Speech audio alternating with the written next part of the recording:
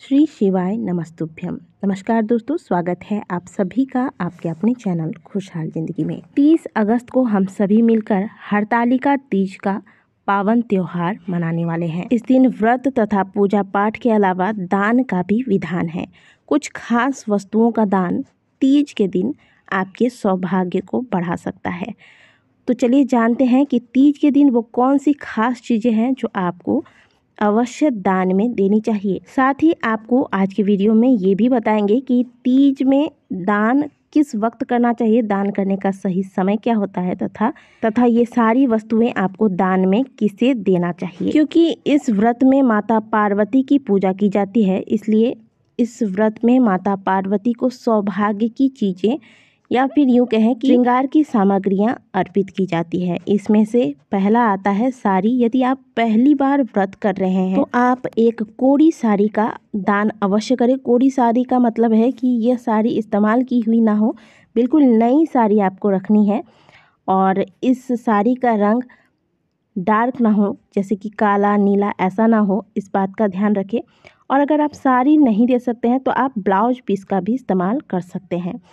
इसके अलावा कुछ और भी चीज़ें होती हैं जो आपको दान में आज के दिन देनी चाहिए। साथ ही एक विशेष चीज़ है जो कि प्रत्येक सुहागिन महिलाओं को आज के दिन दान में देनी चाहिए या फिर माता पार्वती को अर्पित करके इसे स्वयं धारण करना चाहिए। हरतालिका तीज के दिन दान की थाली में जो चीज़ें आप दान में देने वाले हैं, इससे पहले आपको वह माता पार्वती को अर्पित की जाती हैं। इसमें सिंदूर अवश्य शामिल करें। यदि आप ज़्यादा की मात्रा में सामग्रियां दान करना चाहती है, अपने आसपास की सखियों को दान करना चाहती हैं सौभाग्य की चीज़ें, तो आप ज़्यादा की मात्रा में भी रख सकती हैं। इसके बाद बारी आती है बिंदी की। जो भी बिंदी आप जिस भी साइज की बिंदी ले रहे हैं, आप डिजाइनर बिंदी ले रही हैं, जैसा भी बिंदी ले रही हैं, लेकिन लाल रंग का हो, काला या नीले रंग का ना हो, इस बात का सदैव ध्यान रखें।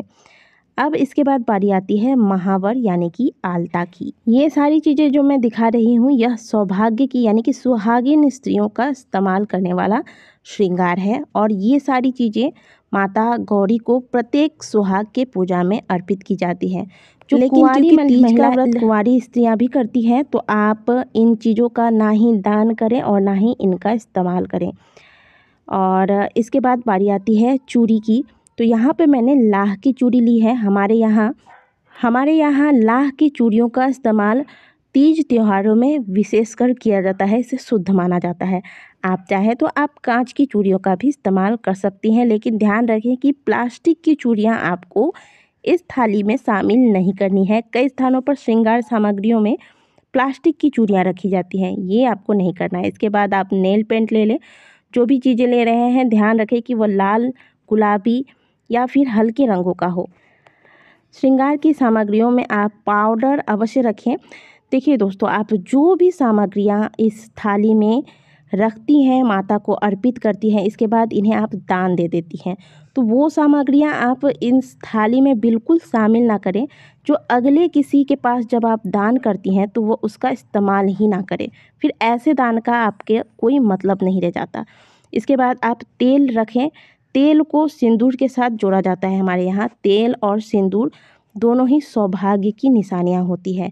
हमारे यहाँ कभी भी खाली सिंदूर नहीं लगाया जाता, पहले तेल लगाते हैं सिर पे, इसके बाद सिंदूर लगाते हैं। इसके बाद बारी आती है इत्र की। आप चाहें तो परफ्यूम रख सकते हैं और ज़रूरी नहीं कि जो सामग्रियाँ मैं आपको दिखा रही हूँ वो सभी सामग्रियाँ आपको रखनी है पूजा में और आपको दान करनी है। आपसे जितना बन पड़े, आप जितना चाहें, आपको जितना मिले आप उतना ही करें। इसके बाद मेहंदी सुहागिन स्त्रियों के लिए बहुत ही महत्वपूर्ण होती है। तो तीज जैसे त्योहारों में तो हम इसे भूल ही नहीं सकते। और जो कुंवारी बहनें हैं वो भी मेहंदी लगा भी सकती हैं और मेहंदी का दान भी कर सकती हैं। इसके बाद बारी आती है काजल की। तो काजल रख लें। 16 श्रृंगार में एक श्रृंगार गजरा का भी होता है, तो आप बाज़ारों में जो आर्टिफिशियल गजरे मिलते हैं, आप चाहे तो उन्हें रख सकते हैं। इसके अलावा ये छोटी मोटी चीज़ें जो कि श्रृंगार की सामग्रियों में आती हैं, वो सब आप अपनी श्रद्धा व क्षमता अनुसार इस थाली में शामिल कर सकते हैं। बस काले रंग से परहेज करें।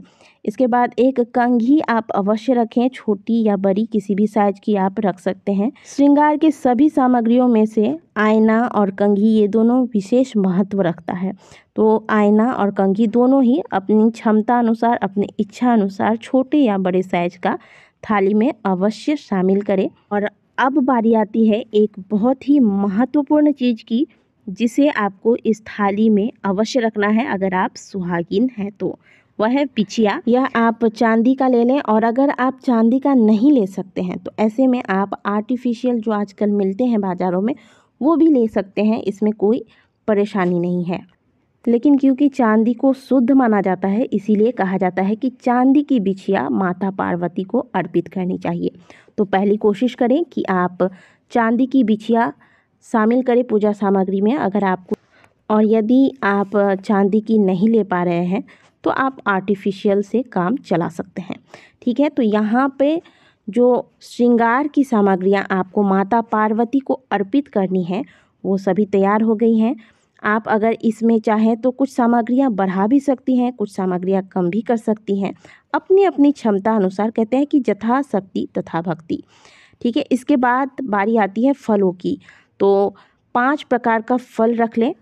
और तीज के दिन बहुत से स्थानों पर बहुत तरह के पकवान बनाए जाते हैं। कहीं पे बेसन के लड्डू बनाते हैं, कहीं पे गुजिया बनाते हैं, कहीं पे खाजा बनाया जाता है, कहीं पे गाजा इत्यादि बनाए जाते हैं। तो आपके यहाँ जिस प्रकार का पकवान तैयार किया जाता है आप वो पकवान अवश्य तैयार करें, और फिर इन सामग्रियों के साथ विधि पूर्वक माता की, भगवान भोलेनाथ की, भगवान गणेश की प्रतिमा बनाकर उनकी पूजा करें।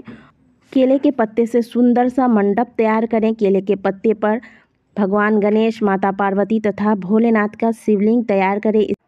पहले गणेश जी की पूजा करें, इसके बाद भगवान शिव तथा माता पार्वती की संयुक्त पूजा करें। पूजा के दौरान आप माता पार्वती को ये सुहाग की सामग्रियाँ, श्रृंगार की वस्तुएं चढ़ाएं, फल चढ़ाएं तथा मिष्टान का पकवान इत्यादि का भोग लगाएं। कथा का श्रवण करें। इसके बाद रात्रि जागरण करें। प्रातःकाल आप जो आपने तीज का पूजन किया है इनका विसर्जन करें नदी में जाकर, और फिर इन सुहाग की सामग्रियों को जो आपने माता पार्वती को चढ़ाया था, फल चढ़ाया था, ये सारी चीज़ें आप किसी सौभाग्यवती ब्राह्मणी को या फिर किसी सुहागिन महिला को, यदि आपके घर में आपकी कोई सुहागिन ननद है, भाभी है, तो उनको भी आप ये चीज़ें दान कर सकती हैं। और जो पहली बार व्रत कर रही हैं वह बिछिया और एक साड़ी अवश्य माता को अर्पित करें और फिर इसे ब्राह्मणी को दान कर दें। तो आशा करते हैं कि आज की दी गई जानकारी आपको अच्छी लगी होगी। वीडियो अच्छी लगी है तो वीडियो को लाइक करें, कमेंट बॉक्स में हर हर महादेव अवश्य लिखें। मिलते हैं आपसे अगले वीडियो में, तब तक के लिए ओम नमः शिवाय, हर हर महादेव।